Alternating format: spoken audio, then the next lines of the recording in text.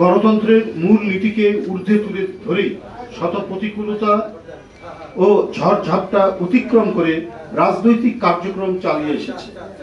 স্বজাতির সব ধর্ম ও বর্ণের সজ্জন মানুষ ও বিভিন্ন শ্রেণী পেশায় যুক্ত যে সমস্ত ব্যক্তিরা এই দলের সদস্য হতে পারে। সমাজ বিরোধী কোনো ব্যক্তি, দখলবাদ, চাঁদাবাজদের স্থান এই দল বরদাস্ত করে না। বিএনপির নাম ভাঙিয়ে কেউ অরাজকতা, বিশৃঙ্খলা সৃষ্টি করতে পারে, কিন্তু দল যখনই এই ধরনের কোনো ঘটনা অবহিত হয় তখনই তাদের বিরুদ্ধে সাংগঠনিক ব্যবস্থা গ্রহণ করতে দ্বিধা করেনি। বিএনপি জন্মলগ্ন থেকেই গণতান্ত্রিক সংবিধান ও সুশাসনের জন্য আইনি ও প্রাতিষ্ঠানিক কাঠামো নির্মাণ করার মাধ্যমে ন্যায় বিচার নিশ্চিত করা এবং এর জন্য যখনই আবার সেটা বিপন্ন হয়েছে তখন তার জন্য নিরবচ্ছিন্ন সংগ্রাম RICL TMX যুগের পর যুগ স্থাপনা থাকে মজবুত করে এসেছে। এই দল মনে করে একটি আদর্শ রাষ্ট্র ও সমাজে নেতৃস্থানীয় মানুষদের যোগ্যতা, দক্ষতা, ন্যায়পরায়ণতা, সৎ ও মানবিক গুণাবলী থাকা অনেক গুরুত্বপূর্ণ বিষয়। বিএনপি যতবারই ক্ষমতায় এসেছে ততবারই উল্লিখিত বিষয়গুলোকে অগ্রাধিকার দিয়েছে। জাতীয়তাবাদী শক্তির সমবেত ধ্বনি হচ্ছে সুশাসন ও ন্যায় বিচার নিশ্চিত করা। বর্তমান সময়ে নানাবিধ সামাজিক অপরাধের বিভিন্ন মাত্রার প্রকাশ দেখা যাচ্ছে। প্রশাসনিক স্থবিরতার কারণে মব কালচারের প্রকোপ বৃদ্ধি পাচ্ছে। কালো টাকা এবং গোপন অপতৎপরতার প্রভাবে মব কালচারের নামে সমাজে বিশৃঙ্খলার চেষ্টা চলছে।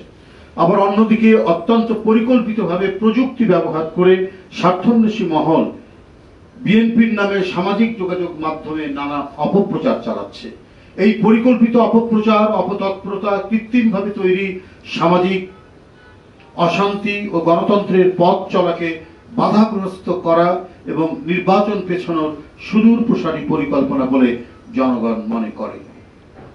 শেখ হাসিনার আমলে অদ্ভুত উন্নয়নের বয়ানের মতো এখন নির্বাচন পেছানো নিয়ে নানা ধরনের বয়ান দেয়া হচ্ছে।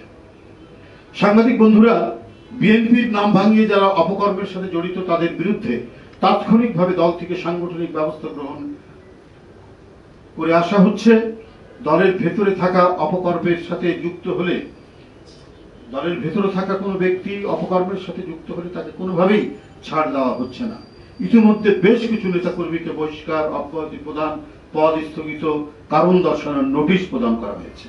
আমরা লক্ষ্য করেছি দলের পক্ষ থেকে এহেন চলমান সাংগঠনিক ব্যবস্থার বিষয়ে গণমাধ্যমে খুব একটা উল্লেখ করা হয়নি। উপরন্তু আইন শৃঙ্খলা বাহিনীর ঢিলে ঢালা ভূমিকা রহস্যজনক। দলের পক্ষ থেকে বারবার অপরাধী ও বিশৃঙ্খলাকারীদের বিরুদ্ধে আইনি ব্যবস্থা গ্রহণের জন্য বলা হলেও প্রশাসন নির্বিকার থাকছে।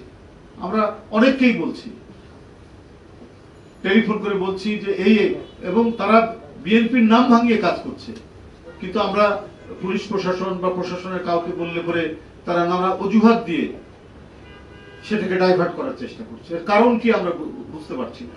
দুষ্কৃতিকারীদের বিরুদ্ধে আইনি ব্যবস্থা গ্রহণের জন্য দল থেকে প্রশাসনের সাথে যোগাযোগ করা হলেও প্রশাসন কোনো সহযোগিতা করছে না।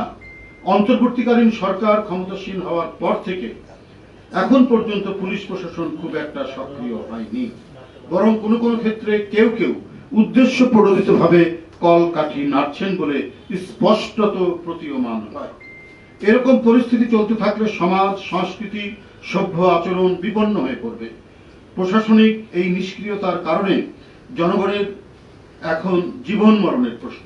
গণতন্ত্রের স্থায়ী পুনরুজ্জীবন ও ঐতিহাসিক সার্থকতা নির্ভর করছে রাষ্ট্র সমাজে শান্তি ও স্থিতির উপর। আর এক্ষেত্রে দক্ষ প্রশাসন অতীব জরুরি। কিন্তু আওয়ামী আমলের কালো টাকা ও তাদের দোসরদের আন্ডারগ্রাউন্ড তৎপরতার কারণে দুষ্কৃতিকারীরা আশকারা পাচ্ছে এবং সমাজে নৈরাজ্য তৈরির সম্ভাবনা সৃষ্টির আলামত দেখা যাচ্ছে, যেটার আমরা ঘোর বিরোধী। আমরা বারবার এই বিষয়গুলি তুলে ধরেছি আপনাদের মাধ্যমে, কিন্তু প্রশাসন এ ব্যাপারে শক্ত ভূমিকা রাখবে, তারা সেটা